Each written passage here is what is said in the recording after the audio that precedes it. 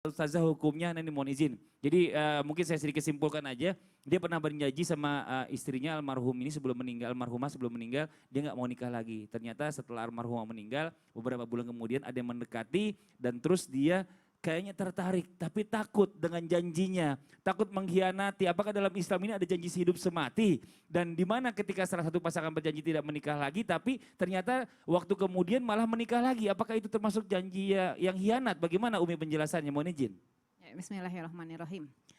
Apakah ada di dalam Islam janji sehidup semati? Betul. Ya, ada. Makanya tadi disampaikan kalimatnya la ilaha illallah. Orang yang beriman itu di dunia berjanji la ilaha illallah Muhammad Rasulullah, maka selamanya akan di dunia dengan akidah ya kepada Allah Subhanahu wa taala. Kemudian orang yang beriman itu ketika wafat pun hanya jasadnya yang wafat, namun kelak di surga dia akan bersama lagi dengan pasangannya. Syaratnya adalah saling mengingatkan dalam kebaikan. Pada hakikatnya pasangan yang mampu mengingatkan dalam kebaikan itu adalah pasangan yang paling setia. Dan pasangan yang melarang kepada kemungkaran itu pun adalah pasangan yang paling setia sehidup semati. Karena pada hakikatnya ketika kita mengingatkan pasangan kita untuk selalu beribadah kepada Allah, pada hakikatnya secara tidak langsung dia ingin mengatakan, wahai suamiku, aku bukan cuma ingin di dunia saja bersamamu, tapi aku ingin bersamamu di surga. Nah kejadiannya ketika ada seorang laki-laki, subhanallah, ketika ada seorang laki-laki berjanji kepada istrinya dulu, selagi istrinya masih hidup, janji untuk sehidup semati, pokoknya nggak akan nikah lagi. Tapi ternyata beberapa bulan kemudian ada seorang yang solihah, mungkin yang cocok untuk dia bisa bukan menggantikan, bisa meneruskan. Dulu abinya makin menyampaikan bukan menggantikan, karena istri itu tidak bisa tergantikan. Tapi meneruskan perjuangan sang istri, maka menikah. Apakah dia berkhianat? Tidak, insya Allah. Karena janji seperti ini bukan janji yang harus ditepati. Ketika dikatakan tidak berkhianat, karena pada hakikatnya ketika seorang istri yang wafat itu adalah istri yang salihah, subhanallah, insya Allah dia akan masuk surga, insya Allah.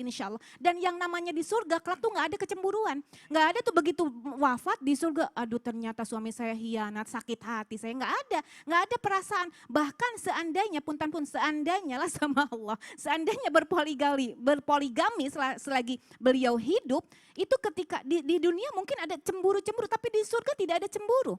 Semuanya bebas, semuanya aman, tentram, nyaman.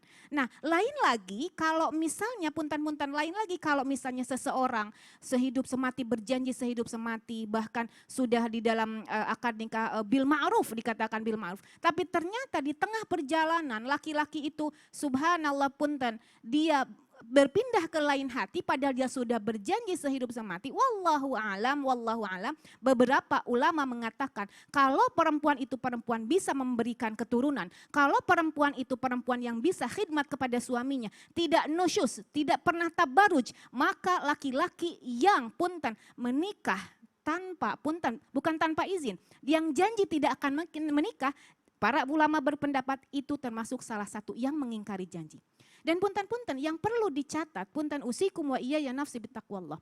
Ketika berpoligami yang harus kita garis besari, yang harus kita highlight bukan sunnah dari Rasulullah SAW. Karena madzhabul arba'ah tidak ada yang mengatakan bahwa berpoligami itu adalah sunnah dari Rasulullah SAW. Artinya bentuk sunnah itu banyak. Bentuk sunnah itu banyak bukan hanya menikah. Seperti halnya tahajud. Tahajud diperintahkan oleh Allah kepada Rasulullah SAW merupakan hal yang wajib. Nah kepada kita adalah sunnah. Kenapa kita tidak mewajibkan diri untuk sholat tahajud?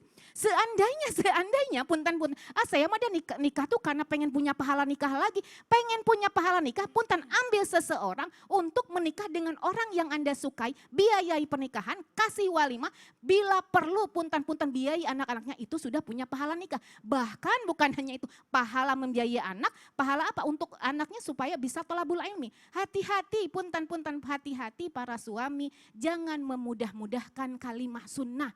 Sunnah itu apapun yang dilakukan oleh Rasulullah. Anda, punten-punten jadi harudang saya ya. Jadi gerah. Punten. Nih, panas nih Umi nih. Harudang, Saya harudang. AC-nya kurang dingin kali Mi sini nih. Jadi punten, jangan lagi ngasih stempel poligami jadinya. Poligami. Saya pengasih tahu saya bukan saya orang Sunda tapi bisa F gitu. Oh, iya. Poligami itu bukan sunnah Rasul yang hanya satu-satunya sunnah. Tapi apa? Silahkan tahajud. Jadikan tahajud Anda. Jadikan qiyamul lail Anda. Jadikan witir Anda. Jadikan sholat qobliyah, ba'diyah Anda menjadi kewajiban seperti hanya Rasulullah Sallallahu Alaihi Wasallam. Wallahu a'lam. Ya ini nih ya. Rendang banget tuh Mi. Iya, Umi udah Sampai panas Abi tuh ini. HP-nya jatuh tadi. Iya, ini saya ngerasa apa AC-nya yang kurang dingin gitu ya kan. Tapi itu namanya olahraga. Olahraga. Olahraga yang dibenci oleh kaum ibu namanya poligami. voli Mama itu. Iya. Tapi gini, Voli. saya mau tanya sama Pak Mama Kiai. Pak Kiai pernah nggak minta maaf sama istri? Ya sering Pernah. dong. Kalau Umi, Abi pernah nggak minta maaf sama Abi Umi? itu selalu minta maaf setiap hari walaupun beliau tidak pernah Tapi ternyata melakukan nih ya, kesalahan. ternyata. Walaupun tidak berdosa. Iya. Ternyata dia tuh katanya suami yang minta maaf ini ada macam-macam tipenya.